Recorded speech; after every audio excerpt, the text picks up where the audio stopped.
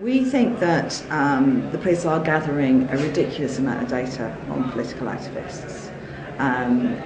We think what they're doing is focusing on who is involved in what political perspective or actions or demonstrations. We think that they are looking for associations. We think that they're trying to pin down who is associated with who is friends with who, how do the groups interact, what are the dynamics. We think that there's a lot of profiling going on of individuals and a sort of a general accumulation of large amount of data so that they can mine that data to look at not just what demonstrations or what political actions people are attending, but also that they can predict what sort of actions and political demonstrations people are attending, and that they can actually disrupt those activities. Well, the idea is we're trying to get people to make Data Protection Act requests so that we can get a better idea of the sort of data, the sort of intelligence that the police are gathering about people. I mean, the idea is that we can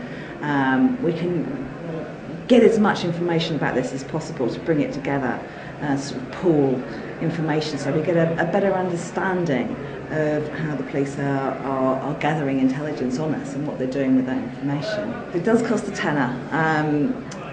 In terms of interaction with the police, you don't need to. You work with data protection officers, which are not police. Their job is to deal with data only. Their job is to get the information out of the police and pass it on to you.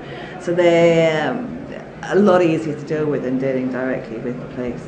But I would say if people have not given their name and address to the police, if they are not on a database, if they don't know that the police have gathered information on them, this is not for you. You know, if you think you might be anonymous, if you think you might have stayed out of their radar, for heaven's sake, stay out of it. You know, this is not the sort of person we're talking about. But an awful lot of us, we know that the police have files on us. We know that they know who we are. So for those people, there's no reason not to exploit that and find out exactly what they do have on us. The caveat is they're not going to give you everything. You know, there is a whole load of information that they're going to keep back for operational policing reasons. But the more we push, the more we're likely to get.